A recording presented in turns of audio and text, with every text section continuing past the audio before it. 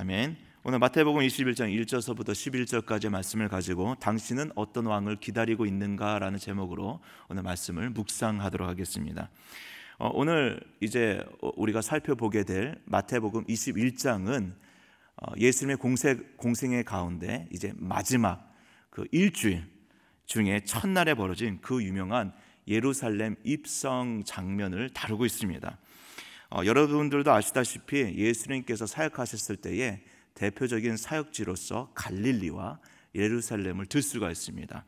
물론 예수님께서는 유대교의 중심지라고 할 수 있는, 종교의 중심지라고 할 수 있는 예루살렘보다는 상대적으로 소외받고 또 천시받았던 갈릴리를 중심으로 해서 사역했던 것을 기억하실 겁니다.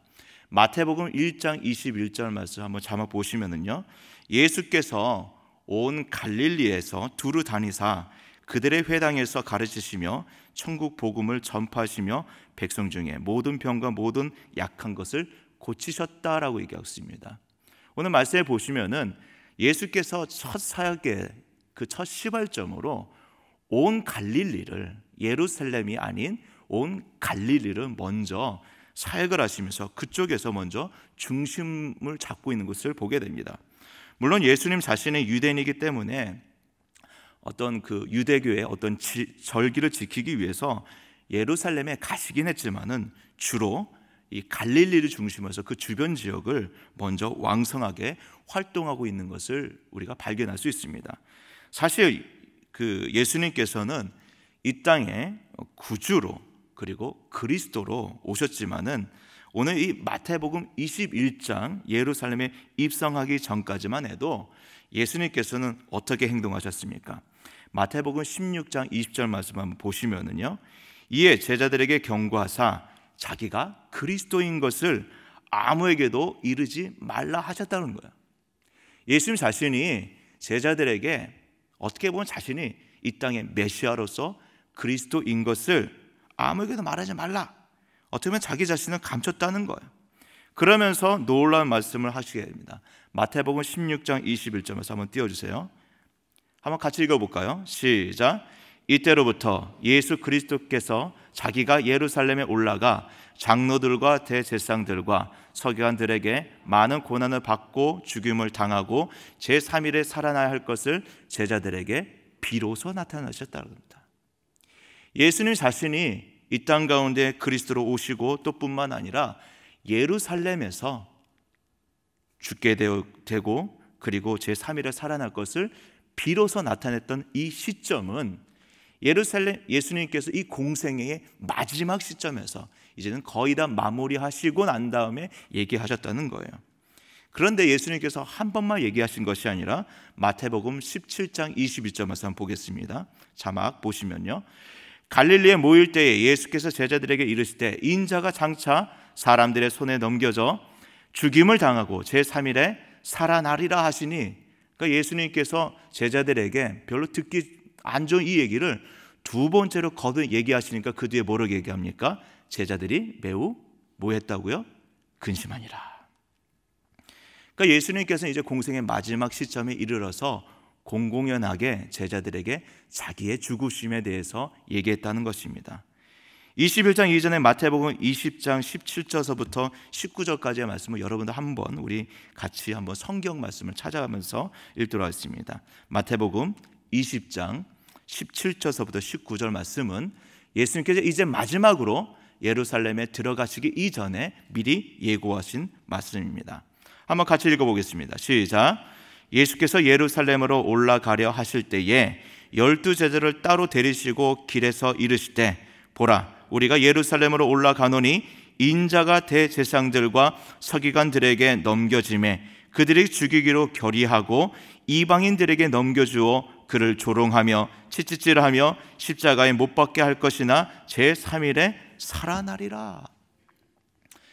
제자들은 믿겨지지는 않겠지만 예수님은 마치 앞으로 벌어질 일들을 지금 보고 얘기하는 것처럼 생생하게 잘 알고 있을 뿐만 아니라 지금 제자들에게 세밀하게 예고하고 말씀하고 있다는 것입니다. 마치 영화의 예고편처럼 모든 일들을 지금 스포일러를 먼저 제자들에게 말씀했다는 거예요. 이렇게 예수님께서는 3번에 걸쳐서 지금 가는 예루살렘 이 길은 영광의 길이 아니라 죽음의 길이고 고난의 길을 예고함에도 불구하고 제자들은 어떻게 반응했습니까? 우리가 어저께 이 말씀을 살펴보았지만은 제자들은 예수님을 당시 어떤 사회 통념상 어떤 정치적인 메시아로 뭔가 이분이 할 것이다라는 그런 기대감을 가지고 제자들 사이에서 자리 다툼이 나는 것을 보게 됩니다. 어떻게 보면 어이가 없죠. 아마 그들은 이렇게 생각했을 거예요. 예수님께서 그런 말씀하셨을 때 에이, 예수님께서 정말 죽으시겠어? 뭔가 다른 뜻이 있을 거야. 예수님께서 말씀하신 이러한 일들은 정말 일어나지 않을 거야. 지금 계속 3년 동안 예수님과 함께 따라다니면서 일어난 모든 일들을 보면서 뭔가 자신들의 어떤 정치적인 욕망과 야망을 가지고 각자 동상이몽을 가지고 예루살렘 길을 올랐다는 거예요. 자, 그런 배경을 가지고 1절 말씀에 보면은 그들이 예루살렘에 가까이 가서 감난산 벳바게에 이르렀을 때에 라고 했습니다. 예수님께서 예루살렘 가까이 갔을 때에 제일 먼저 어떤 곳에 다다랐습니까? 감난산입니다. 감난산. 예수님께서 자주 예루살렘 갔을 때에 자주 오르고 내리던 이 800m 정도 되는 언덕이에요. 언덕. 여기에 감람나무, 올리브나무가 얼마나 많았던지 아예 그 산을 가리켜서 감람산이라고 했습니다. 아마 잘 모르실 것 같아서 제가 사진을 좀 보여드리겠습니다. 한번 띄워주세요. 네, 모르실 것 같아서 가운데에 딱 박아놨습니다. 저게 감람산입니다. 이게 지금 이제 이스라엘 그 감람산인데 여러분들이 생각하실 때 감람산이니까 뭔가 우리나라 산처럼 막 우뚝 서 있고 뭐 관악산, 뭐 설악산처럼 막 그런 산인 줄 알았는데 딱 봐도 그냥 어떻게 보입니까? 그냥 흔하게 보는 산이에요. 지금 뭐 저렇게 뭐 이스라엘에 뭐 이렇게 뭐 예수님 당시의 산과는 좀 다르긴 하지만은 좀 빽빽하게 올리브 이 감람나무도 있고 막 그렇게 멋있어 보이지 않는 그런 산이긴 하지만은 중요한 것은 저 감람산에서 딱 예루살렘 전경이 딱 펼쳐진답니다. 바로 눈앞에 예루살렘 성전도 보이고요. 그리고 그 감람산 서쪽에는 그 유명한 무슨 동산? 겟세마네 동산이 있습니다. 겟세마네 동산. 어떻게 보면 이 감람산은 자 이제 저를 보시고요. 이 감람산 벳바게라 쓰는데 이 벳바게도 뜻이 뭐냐면은 무화과 집이라는 뜻을 가지고 있어요. 거기에는 이제 좀 무화과 나무가 많이 있었던 것 같아요. 그냥 이 감람산의 이 작은 동네 이름인데 정확하게 어디인지는 잘 모릅니다. 어떻게 보면 예루살렘 도시의 경계 지역이라고 할 수 있어요. 또 두 번째 사진 한번 보여주세요. 두 번째 사진. 네, 딱 보니까 저 위에 감람산이 보이고 옆에 벳바게 정확하진 않지만 거기서 쭉 내려가는 이 예루살렘 그 길이 좀 보이죠. 우리가 생각했던 이 감람산에서 예루살렘 가는 길이 굉장히 멋있고 그럴듯하고 뭔가 휘황찬란한 것 같지만은 뭐 그냥 우리 그냥 저기 이 효창동 이 꼭대기 언덕백에서 내려오는 정도의 그런 느낌이 듭니다. 제가 구글로 한번 찾아보니까는요, 이 감람산에서 예루살렘까지의 이 거리가 한 7km 정도 돼요. 자동차로 한 30분 이내에 갈 수 있는 아주 짧은 거리입니다. 그러니까 성인의 그런 발걸음으로는 뭐 자동차로 한 30분 정도라면은 한 뭐 2시간 남짓 되면은 그냥 짧게 가는 아주 짧은 그런 거리라고 할 수 있죠. 자, 이제 저를 봐주시고요. 네, 저 보면서 나도 가고 싶다 그런 생각이 들기도 하지만은 여러분 이 감람산은 신학적으로 볼 때 굉장히 중요한 곳입니다. 왜냐하면은 오실 메시아의 통치와 밀접한 관련이 있어서 스가랴서 14장 4절 말씀에 보면 명확하게 이렇게 지명권이 나옵니다. 그날에 그의 발이 예루살렘 앞 곧 동쪽 감람산에 서실 것이요라고 했습니다. 이스라엘 백성들의 그런 머릿속에는 앞으로 오실 메시아는 어디에 오신다고요? 예루살렘 앞에 있는 동쪽 감람산에 우뚝 서리라고 이미 예언이 되어 있다는 거예요. 이처럼 감람산은 구약의 예언이 성취된 장소로서 예언되어 있을 뿐만 아니라 훗날 누가복음 24장 50절과 사도행전 1장 11절 12절 말씀에 예수님께서 승천하신 장소도 역시 어디입니까? 바로 여기 감난산입니다. 그러니까 마태복음에서 이 마태는요, 의도적으로 예수님의 예루살렘 입성에 앞서서 이 지명을 언급함을 통하여서 예수님께서 이곳에 오신 것이 그냥 오신 것이 아니라 구약 예언의 성취로서 오심을 예고하고 있다는 것입니다. 자, 이제 예수님께서는 예루살렘 입성에 앞서서 두 제자를 파송하게 되는데 이 두 제자가 어떤 제자인지는 소개되고 있지 않지만 이들에게 특별한 명령을 내리시게 됩니다. 한번 2절 말씀 같이 읽어보도록 하겠습니다. 시작. 이르시되 너희는 맞은편 마을로 가라. 그리하면 곧 매인 나귀와 나귀 새끼가 함께 있는 것을 보리니 풀어 내게로 끌어오라 그랬습니다. 저는 이 말씀 보면서 아무리 생각해도 예수님의 명령 참 놀랍기만 한 것 같아요. 왜냐하면은 예수님은 제자들과 함께 이제 막 감난산 이 벳바게에 함께 왔는데 맞은편 마을에 나귀 새끼가 있는 것을 나귀 새끼가 있는 것을 어떻게 알았을까? 그리고 제자들에게 그것을 끌어오라 했을 때에 저는 한번 상상해 봤어요. 예수님께서 그렇게 눈이 좋으신 분이신가? 어떻게 아셨을까? 미리 갔다 오신 것도 아닌데. 게다가 3절 말씀에 보니까 그 나귀의 주인의 반응조차 미리 알고 계시고 뭐라고 얘기하십니까? 만일 누가 무슨 말을 하거든 주가 쓰시겠다 하라 하면서 그리하면 뭐 한다고요? 즉시 보내줄 것이다. 만약 제자들이 예수님의 말만 믿고 순진하게 나귀를 끌어오다가 졸지에 오해를 받아서 도둑이 될지도 모르는 그런 상황인데 주가 쓰시겠다. 여러분들 이게 가능할까요? 사실 오늘 이 말씀은 우리가 그냥 지나칠 수도 있는 부분이기도 하지만 정말 어떻게 보면 중요한 말씀이고 중요한 부분이에요.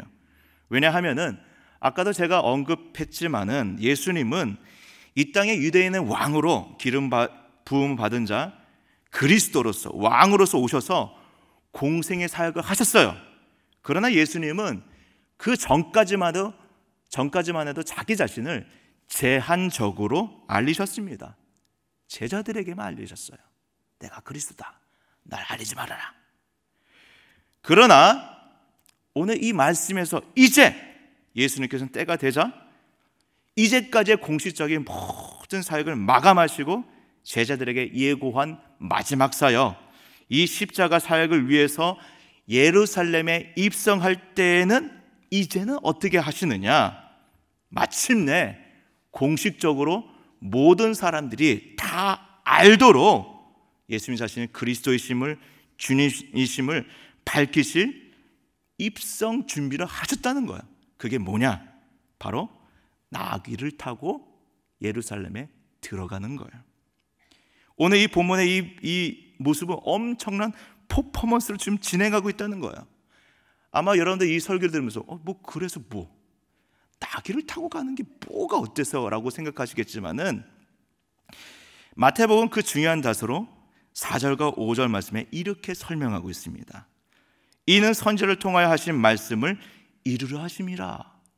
예수님의 행동은 단순한 그런 행동이 아니라 바로 선지자 이사야 62장 11절 말씀에 그리고 스가랴 9장 9절 말씀에 그 말씀의 예언을 지금 성취하기 위한 그러한 행동이었다는 것입니다. 그래서 5절 말씀 한번 같이 읽어보겠습니다. 시작. 시온 딸에게 이르기를 내 왕이 내게 임하나니 그는 겸손하여 나귀 곧 멍에 매는 짐승의 새끼를 탔도다 하라 하였느니라 라고 했습니다. 여러분들 더 이해하기 쉽게 하기 위해서 한번 스가랴서 9장 9절 말씀 한번 띄워주세요. 스가랴서 선지자가 어떻게 앞으로 오실 메시아를 묘사했느냐 한번 같이 읽어볼까요? 시작. 시온에 따라 크게 기뻐할지어다. 예루살렘 따라 즐거이 부를지어다. 보라 내 왕이 내게 임하시나니 그는 공의로우시며 구원을 베푸시며 겸손하여서 나귀를 타시나니 나귀의 작은 것 곧 나귀 새끼니라. 이스라엘 사람들이라면 누구나 다 이 예언의 말씀을 구약적인 배경에서 알았을까요? 몰랐을까요? 알았다는 거예요. 여러분, 보통 정복자는 어떤 성에 입성했을 때 군대를 이끌고 말을 타고 웅장하게 등장한 것이 맞지만은 성경에 예언된 이 왕은, 메시아는 어떻게 등장합니까? 공의와 구원과 겸손한 평화의 왕으로 무엇을 타고 온다고요? 무거운 짐을 묵묵히 지고 가는 겸손한 나귀, 그것도 나귀 새끼를 타고 올 것이라고 성경은 예언하고 있었다는 것입니다. 그래서 예수님께서 두 제자를 파송하실 때에 그뿐만 아니라 당시 구약의 율법에 익숙하였던 유대인이라고 한다면은 예수님께서 지금 나귀와 나귀 새끼를 데리고 오라, 그리고 나귀를 탄다는 것은 무엇을 의미하고 있는지를, 어떤 그러한 성경적인 함의를 갖고 있다는 것을 순간에 알았을 것이란 거예요. 그리고 예수님 자신이 뭐라고 말씀하십니까? 만일 누가 무슨 말을 하거든 주가 쓰시겠다라. 여기서 말하는 주는 무엇입니까? 큐리어스, 하나님 부를 때 부르는 그 주님이라는 거예요. 이렇게 준비된 예수님의 예루살렘 입성은 다음과 같이 진행됩니다. 6절 말씀에 보니까 제자들이 가서 예수께서 명하신 대로 하여라고 했습니다. 지금 예수님의 이 예루살렘 입성을 앞서서 제자들이 굉장히 분주하게 시작했던 거예요. 스스로도 굉장히 놀라고, 야, 이 뭔가 이루어지고 있구나, 뭔가 큰일이 있을 거야. 그리고 7절 말씀에 보니까 나귀와 나귀 새끼를 끌고 와서 자기의 겉옷을 그 위에 얹혔대요. 정말 예수님의 말씀대로 맞은편 동네에 가니까 나귀와 나귀 새끼가 있을 뿐만 아니라 주가 쓰시겠다 하니까 순순히 이 주인이 내주는 이런 모든 과정을 통해서 제자들이 어떻게 생각했겠습니까? 아, 드디어 때가 왔구나. 우리 예수님께서 결국 예루살렘에서 자기 자신을, 이제 당신의 존재감을 드러내시면서 평화의 왕으로, 그리스도로서 예루살렘에 이제는 드디어 입성하시는구나. 3년 동안의 이 공생애가 결코 헛되지 않구나. 뭔가 꿈을 꾸지 않았겠습니까? 마찬가지로 멀리서 예수님이 오신다는 그 소식을 듣고 따라 나선 무리들 역시도 그러한 마음을 가졌을 거예요. 그래서 8절 말씀 한번, 8절 9절 말씀 한번 같이 읽어볼까요? 시작. 무리의 대다수는 그들의 겉옷을 길에 펴고 다른 이들은 나뭇가지를 베어 길에 펴고 앞에서 가고 뒤에서 따르는 무리가 소리 높여 이르되 호산나 다윗의 자손이여 찬송하리로다, 주의 이름으로 오시는 이여 가장 높은 곳에서 호산나. 이 상상만 해도 멋있는 장면이잖아요. 그러니까 예루살렘 길목에서 무리든 너나 할 것 없이 자기가 입고 있었던 그 소중한 겉옷을 다 벗어가지고 예수님이 가는 그 길목에 이 겉옷을 쫙 깔아가지고 이 카펫을 만든다고 한번 생각해 보세요. 이것은 단순한 귀인의 대우가 아니라 예수님을 누구로서? 오실 메시아로서, 그리스도로서 지금 맞이하고 있다는 거예요. 그뿐만입니까? 사람들마다 나뭇가지를 베다가 이 길에다가 막 뿌리고, 그리고 막 이렇게 흔들면서 환영하는데, 요한복음 12장 13절 말씀에 보니까 이 나뭇가지가 무슨 나무예요? 종려나무 가지래요. 이 종려나무는요, 승리와 기쁨의 상징으로 왕이나 승리한 지휘관이 이 도성에 입성했을 때에 그를 환영하기 위해서 종려나무를 가지를 꺾어다가 이 길바닥에 이렇게 뿌리거나, 그런 나뭇가지를 흔들면서 환영했다는 거예요. 그러면서 그들이 어떤 외침을 지금 하고 있습니까? 호산나 다윗의 자손이여, 호산나 다윗의 자손이여, 주의 이름으로 오시는 이여 가장 높은 곳에서 호산나라고 했습니다. 호산나. 근데 여러분, 당시 보통 유대인들이 이 순례, 이런 어떤 종교적인 절기를 지내기 위해서 예루살렘 오갔을 때에 시편의 찬양을 자주 부르곤 했는데, 이 호산나라는 것은요 시편 118편 25절에 언급된 내용입니다. 한번 띄워주실래요? 시편 118편 25절 말씀 한번 같이 읽어보겠습니다. 시작. 여호와여 구하옵나니 이제 구원하소서. 여호와여 우리가 구하옵나니 이제 형통하소서. 형통하게 하소서라고 했습니다. 여호와여 구하옵나니 이제 구원하소서라는 이 히브리어 내용이 뭐예요? 호산나요. 원하건대 우리를 구원하소서. 이 내용이 바로 호산나랬던 것입니다. 이미 이전에 예수님께서 여리고를 지나갔을 때의 두 맹인이 예수님이 오신다는 그 소식을 듣고 지나가는 그 발걸음 소리를 듣고 뭐라고 외칩니까? 다윗의 자손이여 우리를 구원하소서 했을 때에 바로 이 외침이 바로 호산나였다는 것입니다. 벌써 이미 예수님께서 예루살렘에 입성하기 이전서부터 수많은 사람들이 예수님에 대한 그 열망과 기대감으로 호조되어 가지고 결국 예수님께서 나귀를 타고 오셨을 때 수많은 군중들이 예수님을 향해서 환호하며 호산나 다윗의 자손이여 우리를 구원하소서, 가장 높은 곳에서 호산나 외치면서 그분을 영접하고 있었다는 것입니다. 이런 외침과 이런 행렬은 이 카톡 소리가 들렸네요. 엄청난 이 유다 사이에 엄청난 파장을 일으켰을 거예요. 그래서 물어보죠. 이가 누구냐? 그랬을 때 이구동성으로 수많은 무리들이 뭐라고 얘기합니까? 갈릴리 나사렛에서 나온 선지자 예수입니다.